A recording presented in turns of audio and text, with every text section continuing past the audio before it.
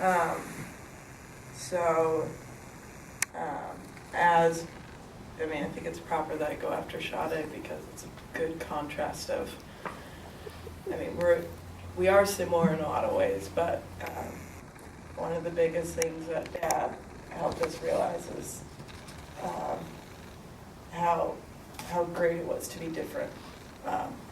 And in being different, I don't have notes.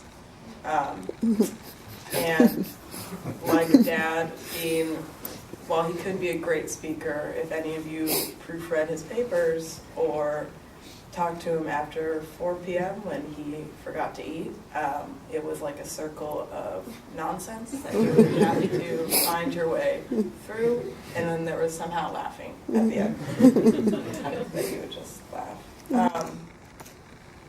Through this process, I've spent a lot of my life priding myself on knowing a lot on how to deal with emotional situations, and it's been a big thing after our mom's death to bring therapy into our lives and to talk about things and recognize when we're not doing so well. And since hearing about Dad, I realized that I felt nothing, and that scared me a lot. And then I thought coming to Oregon and being where he's from, I would then start to feel something, and I didn't, and that scared me more. And then I thought today, I would be crying for Dad, and, a lot of it is crying for people like my sister or my aunt, you guys that have been in our lives or seen the sadness on your faces. But one thing Dad taught me, and it goes back to the everything's possible, is that it's okay not to know. And I've actually been pretty comfortable with that feeling in my other parts of life. I never know what my next job is going to be. Not like shot in that way. I think I got my first job in New York by meeting a guy at a bar, and I was drunk. And he was playing a trivia game. I'm like, we're going to beat you because we have a Columbia person one and a Columbia other one game at PhD. We're going to win. We lost. And he was like, you're funny, like, want to work at an entertainment company? I was like, I do, let's email. So then I got a job at one of the best transmedia companies in the country, and I guess in the world, since we work in a lot of different other countries. Then when that was ending, I literally just turned the corner to this consulting firm that's pretty big called Prospero Consulting. I was like, are you hiring? And she was this little small South African woman, white, who was like, let's talk downstairs. And I was like, okay. And we talked, and I got a job. And then we were walking in Dumbo with Sade, and we ran into her friend from Stanford, and she owns she's a designer, fashion designer. And I was like, are you looking for an intern? She's like, yeah. And we talked for a second, and then I was hired. And that's half of what Dad was being okay in the not knowing, and knowing that something was always, there was always something that would come about. So, yeah, I don't know what the next part looks in the future. I don't know what life looks like without a father in it. Things I do know is that when Shadi left for college, it was hard because Dad was gone a lot for business, because providing for me and Shadi financially was one of the most important things to him.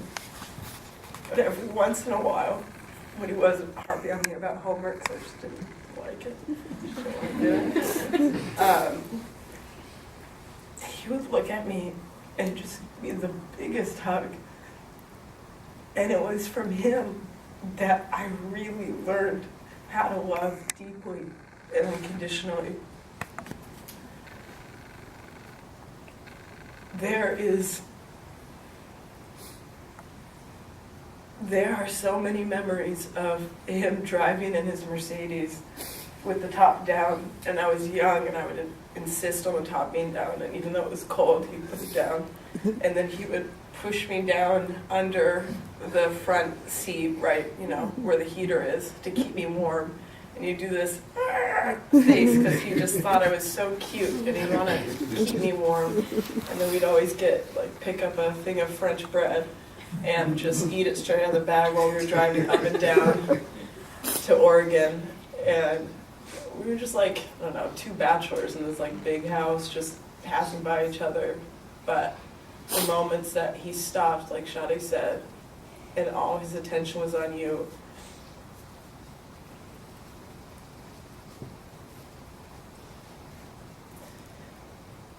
I think one of the best moments that we did a lot was sitting on the couch, then he pulled me in between his legs. I watched some ridiculous, I had no idea what it was. It was either black and white, and he was so excited. I was like, oh God.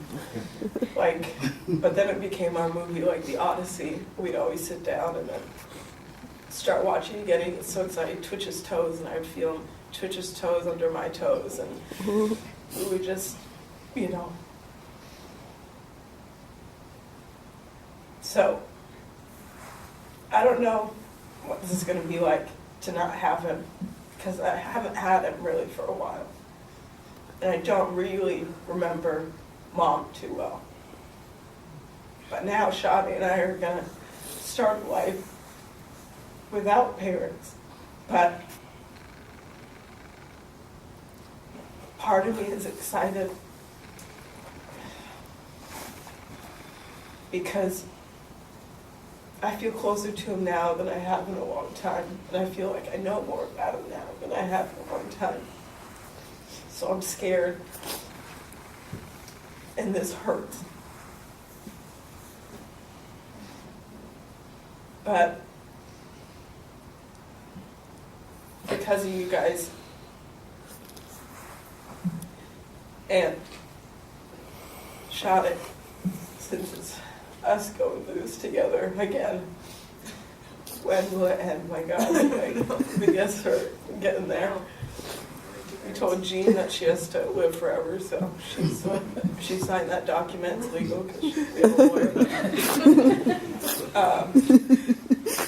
But is that we have to be okay with leaning on each other and know that I'm not great, I'm not perfect in a lot of ways, but Dad's in me, and the fact that I know I can be anything I want to be. And when you need it, like when I'll need it from some of you, when it really hits me, you can, this is going to be cheesy.